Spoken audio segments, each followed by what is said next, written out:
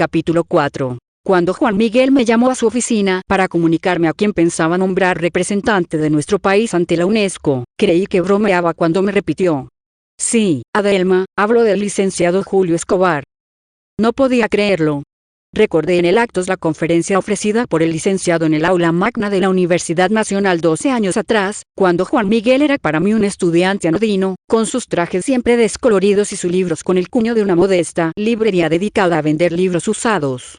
El licenciado Escobar tenía entonces aureola de hombre honesto, porque se había manifestado contra las maquinaciones de Oxur Vargas para adueñarse del país por mediación de los sucesivos tratados de amistad con el gobierno norteamericano. Había estado un año exiliado después de haber sido depuesto como presidente constitucional por una junta militar. Cuando impartió la conferencia, acababa de regresar al país luego de la amnistía decretada por esa misma junta que se empeñaba en hacerle creer a la opinión pública mundial que en nuestra nación existían libertades plenas. Estamos dispuestos a entregar el gobierno a los civiles, decía Oxur Vargas, el presidente de la junta militar, incapaz de frenar con la represión la creciente ola de descontento popular. Y no obstante a que los líderes del Partido Obrero alertaban sobre esta nueva maniobra de los militares, la mayoría del pueblo confiaba en las elecciones. Julio Escobar había comenzado la conferencia con su característica pose de hombre pensativo, poniendo dos dedos en la frente, como si hubiera querido decirnos con ese gesto que estaba hondamente preocupado por el destino del país. Los hechos de nuestra historia patria, queridos estudiantes, se han prestado siempre a tergiversaciones por parte de algunos investigadores sociales. Así comenzó sus palabras el llamado viejito ilustre por parte de los guasones de la Universidad Nacional, de la cual había sido rector durante los 4 años anteriores a su primer mandato presidencial. Aunque no he venido a impartirles una conferencia académica, es preciso que les esclarezca algunos aspectos relacionados con nuestra historia más reciente, para que puedan comprender el programa político de nuestro partido en las elecciones que se avecinan. Muchos habían entrado al aula magna por simple diversión, pues comenzaron a circular caricaturas del licenciado en posiciones ridículas, una de ellas, arrodillado frente a la imagen de un general que era nada menos que Oxur Vargas, a quien le besaba la mano. Esta actitud del estudiantado era comprensible, tomando en cuenta que un gran por ciento no necesitábamos de ningún gobierno para ilustrarnos y el restante por ciento ya estaba aburrido de oír promesas por parte de media docena de presuntos candidatos que en esos días habían recordado a la universidad como fuente importante de votos electorales. El finado Weber y Rodríguez, en su ensayo Una luz en el amanecer, califica la protesta de Alonso Rivera como clarinada del siglo XX y comete con ello un error histórico. La mención de nuestro héroe mayor desde este punto de vista arrancó algunos comentarios, indudablemente desaprobatorios. Para todos nosotros, aun los que medíamos el valor de una persona por la abundancia de sus bienes y la calidad de la ropa que vestía, Alonso Rivera representaba al hombre de ideales, capaz de sacrificarse sin exigir nada a cambio. El licenciado comprendería su falta de tacto y ensayó una sonrisa. Quitándose los espejuelos, mientras los limpiaba con un pañuelo de seda artificial, habló en tono conciliador. Voy a ser más explícito. Todos ustedes han oído hablar de la llamada protesta del mar territorial, ocurrida hace escasamente 19 años, cuando muchos de ustedes apenas sabían hablar correctamente. Esta alusión a nuestra niñez, lejos de convencernos de la justeza de sus palabras, profundizó aún más la herida abierta por haber ofendido la memoria de quien era para nosotros una figura histórica. Pero el licenciado hizo caso omiso de nuestro desacuerdo con sus palabras, en un principio solo manifestado a través de murmuraciones esporádicas, aunque acabamos por indignarnos. Cuando el entonces coronel Oxur Vargas, jefe militar de la región septentrional, promueve dicha protesta, el emborronador de cuartillas Alonso Rivera ve en aquella protesta un filón para lograr sus anhelos de alcanzar la silla presidencial, y escribe un manifiesto donde señala: no es posible para ningún país cederle a otro más poderoso todas sus riquezas situadas más allá de 5 millas de sus costas sin renunciar a la dignidad nacional, pero no se refiere con esto a los Estados Unidos como pretende hacernos creer Weber y Rodríguez en su ensayo ya citado, en el cual, tendenciosamente, nos presenta a Alonso Rivera como antinorteamericano. Los soldados presentes en el aula magna prepararon sus armas dispuestos a defender la vida del licenciado, si el grupo de estudiantes puesto de pie nos atrevíamos a marchar hacia la tribuna. comprendimos que era mejor escuchar en silencio, pues harto conocíamos las historias de nuestros padres sobre la hazaña que ponían los hombres bajo el mando de Juan Ernesto Carrando, jefe del negociado de contrainsurgencia, para interrogar a los calificados según las enmiendas militares de Vargas como descontentos y luego pasárselos maltrechos y convencidos de ser unos revoltosos al negociado de seguridad pública, donde los soldados vestidos de negro subordinados a Liceo Velázquez nos convertirían en piltrafas humanas, simples desechos. Entonces, ya el licenciado Escobar se supo sin opositores de consideración y continuó con sus ofensas. Y Alonso Rivera, digámoslo de una vez, no fue ningún antiimperialista como pregona ahora la propaganda del Partido Obrero, propaganda que yo llamaría de retretes, porque no se atreve a traer a la palestra pública sus criterios como lo estoy haciendo yo. Creyó que acababa de hacer un chiste pero nadie rió. Ahora comenzábamos a entender al editorialista de Vanguardia Obrera cuando en sus hojas impresas en mimeógrafo nos alertaba que no confiáramos en quienes pretendían presentarse como prohombres, pues solo estaban deseosos de hacerle el juego a Uxuro Vargas para arribar al poder. Se dio 2 golpes en el pecho y evidentemente posó para el fotógrafo de La Voz Americana, que en ese instante oprimió al obturador de su cámara Kodak. Ese llamado Partido Obrero, por mediación de una prensa ilegal y subterránea, los está llamando a ustedes, queridos estudiantes, al abstencionismo electoral, y pretende tomarlos como punta de lanza para entorpecer la apertura democrática propuesta por los militares. Ahora la expresión del licenciado fue beatífica, mas al parecer esa pose al fotógrafo no le interesaba.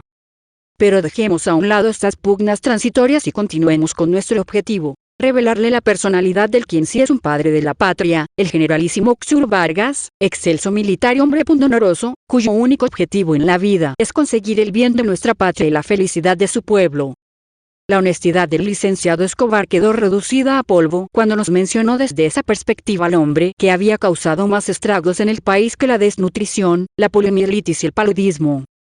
Resulta indudable que la publicación hace 32 años del llamado Manifiesto de la Dignidad, escrito por Alonso Rivera, lo convirtió en líder de multitudes honestas pero equivocadas, incapaces de advertir que mientras él intentaba torpedear las negociaciones entre el gobierno de Euclides Pasos y el señor Stremgut, embajador de los Estados Unidos de América en nuestro país, ya el coronel Uxuro Vargas había depuesto las armas, arrepentido de haber iniciado una intentona militar contra el gobierno constitucional de entonces.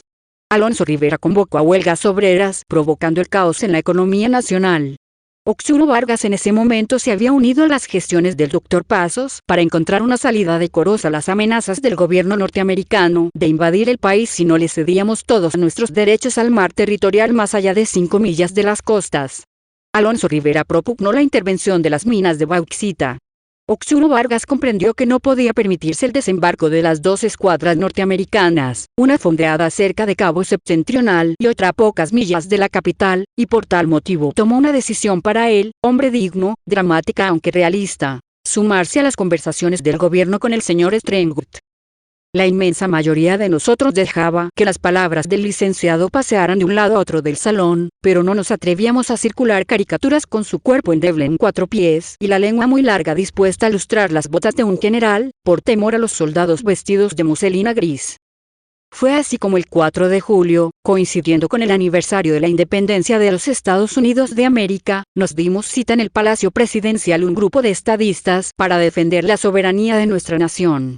Uxuro Vargas nos dijo: a pesar de que las tropas de aire, mar y tierra me son leales, no pretendo imponerle condiciones al gobierno. Solo quiero evitar con mi presencia y la de mi soldado la destrucción de la patria. El presidente Paso le contestó: lo sé, coronel. Por eso he decidido encargarle a usted personalmente las negociaciones con Mr. Stremgut. Como podemos ver, el generalísimo Uxuro Vargas en aquella ocasión actuó desinteresadamente con el propósito de salvaguardar nuestra soberanía.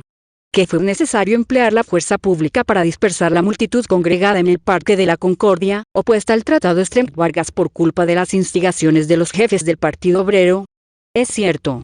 Pero el culpable de las muertes ocurridas es Alonso Rivera, quien ese día convocó una manifestación bajo la consigna terrorista: patria para todos o para ninguno, con el fin de impedir la entrada a palacio del embajador estadounidense.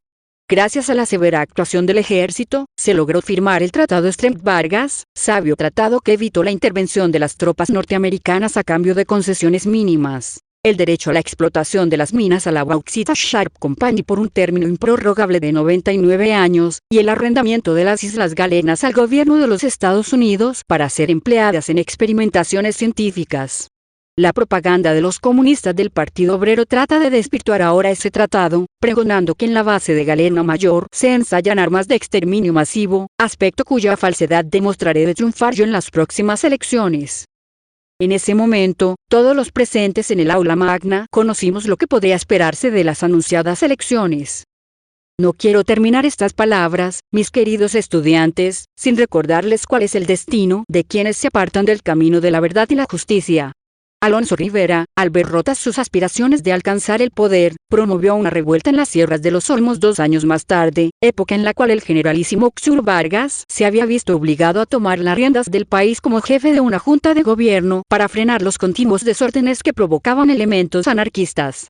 Pero la revuelta de Alonso Rivera fue sofocada en menos de 11 meses por tropas del Ejército Nacional al mando del generalísimo, quien por este mérito fue nombrado general en jefe vitalicio de las Fuerzas Armadas, y en señal de que nunca su intención ha sido perpetuarse como presidente de la nación, un año más tarde convocó a elecciones libres para entregar el poder a los civiles. Cuando el licenciado Escobar concluyó con su sarta de tergiversaciones históricas, todos sabíamos por qué no íbamos a votar en las elecciones de aquella época. Pero a pesar de que no hubo aplausos, ninguno de nosotros se hubiese atrevido, delante de los soldados vestidos de gris, a ponerse de pie y pedir la palabra como lo hizo aquel muchacho de estatura baja y con los ojos hundidos por las horas de estudio nocturno. Sus palabras resonaron más allá de los estrechos límites del aula magna. «Es usted un bribón mentiroso», fue lo único que le permitieron decir los hombres del negociado de contrainsurgencia. Lo arrastraron por el pasillo central ya sin conocimiento. Después de 3 días de huelga en la universidad, nos lo devolvieron maltrecho. Pero su nombre, Juan Miguel Arranda, comenzaría a conocerse fuera de los límites de la Universidad Nacional. Por todas estas razones, creí que Juan Miguel bromeaba cuando insistió. «Sí, Adelma, hablo del licenciado Julio Escobar». Después de haberme explicado que la dirección del Movimiento de Liberación consideraba conveniente atraer a las personalidades honestas del país para que colaborasen con el gobierno revolucionario, tomó el humeante cigarro del cenicero. «Pero Julio Escobar no es un hombre honesto», opiné y le recordé cómo había estado a punto de ser asesinado por intentar desmentirlo. Él rió sinceramente. Cuando expulsó el humo del cigarro yo tosí. Entonces dijo: «De allá hasta acá han transcurrido 12 años. Yo no soy hombre de guardar rencores». También le critico a Escobar haber aceptado el cargo de embajador del gobierno de Carlos Inclán ante las Naciones Unidas. Después de haberse opuesto al nombramiento de un rector militar en la Universidad Nacional durante su segundo periodo presidencial, se vio sometido a innumerables persecuciones. Luego se retrató públicamente y al parecer como premio fue nombrado representante diplomático. Pero si fuésemos a objetar todas esas debilidades que heredamos el día del triunfo, privaríamos a nuestros soldados de los maestros más idóneos. Mientras el licenciado sirva a la revolución lo necesita. Oídas estas consideraciones que yo, sinceramente, no compartía, me prepararé para presenciar el encuentro entre Juan Miguel y el licenciado Escobar, pues yo sabía que el negociado de seguridad de la revolución había tenido que sacarlo de la madriguera donde se había escondido, creyendo seguramente en la propaganda de la voz americana acerca de que serían fusilados todos los relacionados con el antiguo régimen. Transcurridos unos minutos hicieron entrar a un hombrecito de cara asustada y traje arrugado. Temblaba. «Sé que me hará fusilar, señor Arranda, pero no renunciaré a mis ideales», dijo sin advertir que Juan Miguel le estaba indicando un sillón al lado del mío. Cuando se percató de mi presencia, llenó los pulmones de aire y se envalentonó. «Usted es testigo, señorita Labastida, de que me han traído al palacio en calidad del prisionero. Su padre de usted y yo fuimos grandes amigos y confío en que no permitirá que se me fusile impunemente». Juan Miguel, con voz autoritaria, le ordenó tomar asiento. «Bien saben ustedes», continuó el licenciado, «que soy un hombre digno. Lo demuestra la actitud asumida por mí cuando fui expulsado de la presidencia constitucional por la Junta de Gobierno acusado de permitir la corrupción administrativa. ¿Lo recuerdan? Fue cuando la apertura del 20, 30, 80.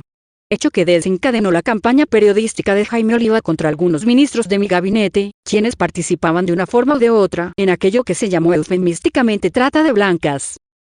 Me miró como disculpándose por mencionar en mi presencia el número telefónico, y a la vez nombre, del famoso burdel de nuestra capital. Con este recordatorio deseo advertirle, señora Arranda, que estoy dispuesto a marchar con la cabeza erguida hacia el paredón, al igual que marché al extranjero cuando fui depuesto de la presidencia. Soy enemigo de cualquier tipo de violencia, créame, y sigo al pie de la letra el mandamiento que reza: no matarás. Disponga ahora de mi vida. Dichas estas palabras, el licenciado Escobar se recostó en el sillón y entrecerró dramáticamente los ojos, como si esperase que un verdugo viniera a cercenarle la cabeza. Juan Miguel, divertido, me hizo un guiño y entonces ya no esperé más lo que estaba deseando: un debate político entre él y el licenciado, en el que éste sería derrotado indiscutiblemente. Señor Escobar, dijo serenamente, no lo hice llamar para que se retratase de sus criterios personales sobre la violencia, sino para proponerle la representación oficial de nuestra nación ante la UNESCO. El viejo dio un salto en el sillón. No puedo creerlo, general. Me está engañando. Su tono era desconfiado, pero cuando Juan Miguel le extendió el nombramiento con la firma del presidente Venancio López de Gomara, solo atinó a musitar: me habían hecho creer. Fue preciso que el propio Juan Miguel lo sostuviera para que no cayese al piso.